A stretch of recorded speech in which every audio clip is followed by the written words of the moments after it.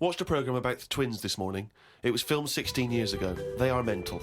They did everything together, including the backing up. Phone calls had to happen twice so they could both have the same chat, and they said the same stuff at the same time. Well weird. The bloke who I watched it with, I don't know who that is, just some homeless guys that you just invited into the flat? Just someone I've been sort of working with. Sure, a mate of yours. He said he fantasised about having it away with a pair of twins. I don't see the point in this. If you're going to have two of something, I would prefer to have two different women. If I had two cars, I wouldn't have the same one twice. Same rule with women. I don't even normally like buying the same pair of trainers twice in a row. No, if you're going to have something new, make a change. It's like that fella who was going out with a woman and then left her and went out with a twin sister. Not worth it. Not worth it! It's not worth the upheaval, is it? Because it's exactly the same model. My theory about reading old news is right. It's less bad when you know it's old. It was a story about a weatherman who was fired yesterday for having a nude picture of himself on the internet. But that happened 2 days ago. He's probably got another job by now.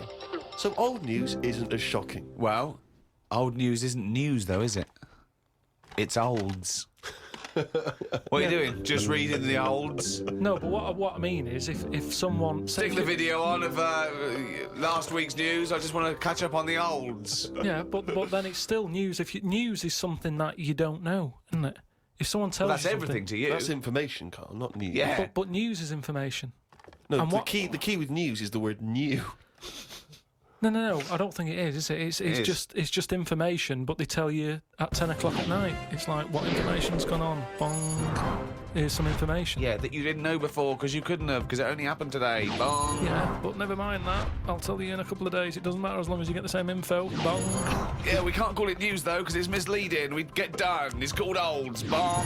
Yeah, but listen to me theory. What I'm saying is that if someone in your family, you know, I don't want to bring the tone down, but someone dies in your family. Now, say if you're away on holiday and they don't call you because they don't want to ruin your holiday, and you come home and they go, Uncle Frank's dead, and you go, oh, when did that happen?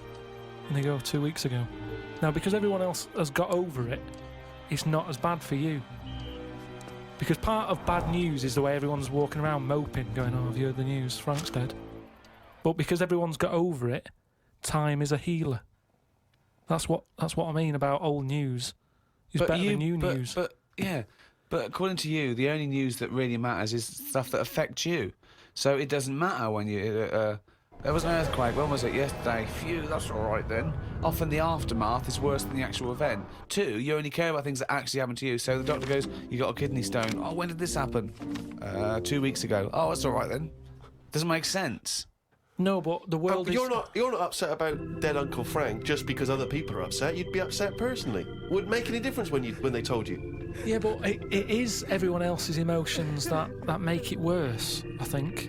Knocking around people who are miserable. What about warnings?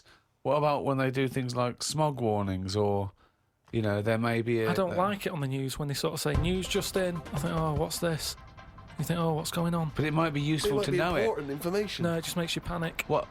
Yeah, but sometimes knowing stuff keeps you alive. Yeah, I don't know if I like it. It's sirens, you see. I don't like sirens, do I? I've said to you, I think it's a scary noise. Well, it's meant to be so you get out of the way. No, it's not meant to be. It's a sign to get out of the way. I'd prefer it if it... Like I said... Hiya, can you just move out of the way? It can be anything, as long as we know. It can be a chicken noise. But as long as you know that's chicken not going to freak noise... people out. No, but it sort of make you smile. But you'd go, oh, best get out of the way. You're cycling along and you hear what sounds like a giant chicken behind you. And you smile because you know that even though someone is burning to death, there's something clucking in my way. That's probably a guy having a heart attack. Going to my mum and dad's today. Got there, mum and dad, his mum made him some dinner. The old woman next door, brackets, whose man was a witch, just pop that in brackets. Just pop that in brackets. I think we've discussed that before, actually, the old woman whose mum was a witch. Whose man was a witch? Yeah. Oh. The old woman next door has been worrying because she keeps seeing adverts on the telly about changing to digital TV. She's saying she doesn't want wires drilled into her walls because they'll make a mess.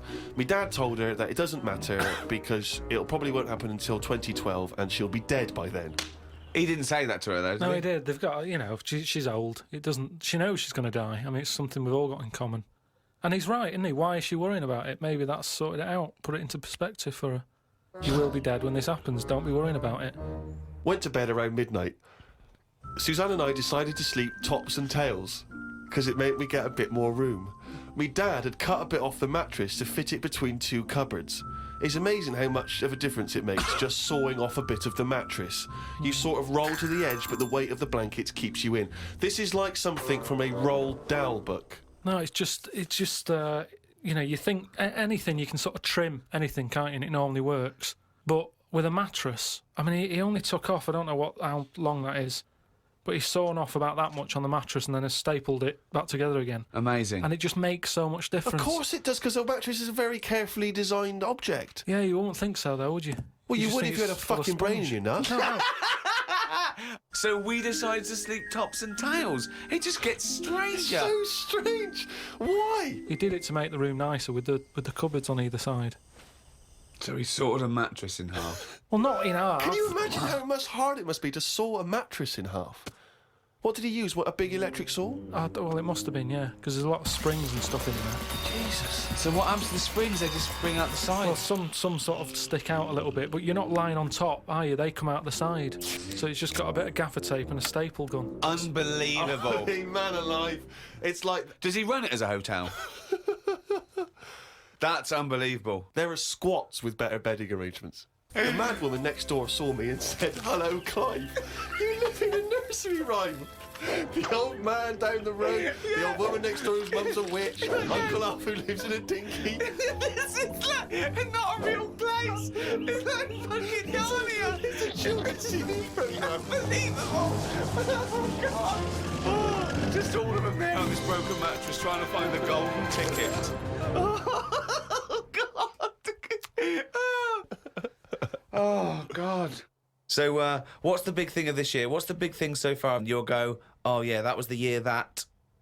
I haven't really been following what's going on because of other like personal. Well, yeah, issues. what's the big... OK, what's the Just big thing? my boiler's playing up still. Sick of it. Your what? My boiler. Your boiler. The boiler that heats the water up and stuff.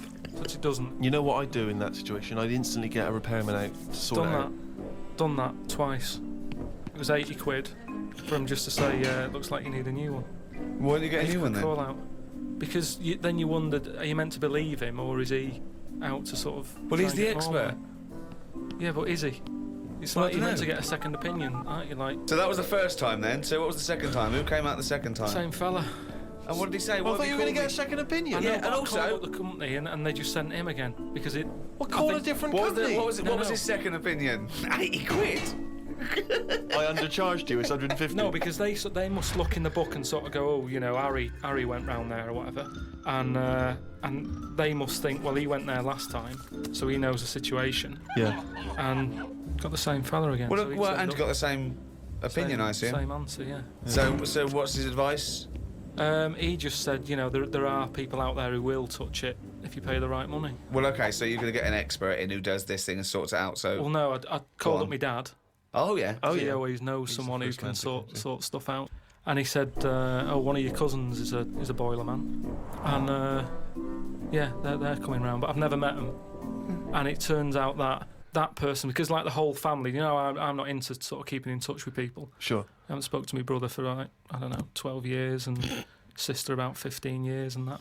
So the idea of this cousin, who he might as well not have said he's my cousin, because I'm not going to know him anyway. I mean, that last fella, Harry, might as well be related. So they're going to turn up, and now it turns out that because they haven't seen the rest of the family, they're going to like use this as a reunion. Oh, What? So they're all going to come round They're all coming round. whilst he fixes the boiler. Yeah, and I hate it. I hate family things anyway. so they're going to come round and just look at you? Well, yeah, apart from the one who's fixing it, he'll be fixing it, and the others will just be sat around sort of going, so, how have you been? It's like, well, where do you start? I haven't seen... seriously, I mean, they are strangers. When they buzz, I could be letting anyone in. They buzz the door. And so you're going to entertain them all in your flat? Tiny Well, little flat? I said to my dad that I might just say that I've got to go to a meeting, let them in, and then shoot off. And all it's going to do is dig up problems, innit? If my cousin was Einstein, very nice. Yeah. But at the end of the day, that's If going to your add extra cousin was pressure. Einstein, then you really are an underachiever. No, but do you know what? If he was, I'd know about it. I don't reckon you would know about it. I reckon I don't I reckon would. your family would be that impressed with Einstein. They He would was- have stayed in touch. He would was they? always the weird one with the scruffy hair and his tongue out. Yeah. I remember our early ambition was to actually be educational as well as hopefully entertaining, and I feel perhaps at times we've perhaps slightly shortchanged listeners in terms of what they're learning. Well, they're not learning anything because also, even as, compared to Carl, we are educated, but we're guessing a lot of the stuff, and he flummoxes us, sometimes. Yeah. I mean, it was fun trying to be pompous and professorial enough just to fight Carl's ignorance. I think we've learned more new words from Carl than we've learned anything else. Yeah. There's been a lot of the made-up words, perhaps more than ever before. And also some of the most abstract conversations I think we've ever had. I mean, Carl's, as he gets older, becomes more and more arrogant and confident. He said a new one to me the other day. There was a problem downloading, and he said they've added to the fuckerage. Which is good. Yeah.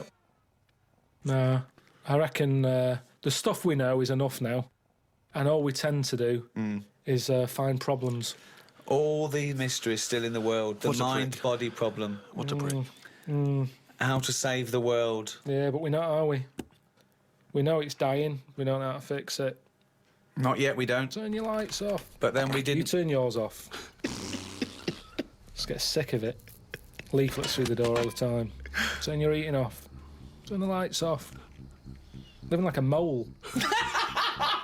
I love his little internal dialogues out loud. They're fantastic. The little discussions he has with himself.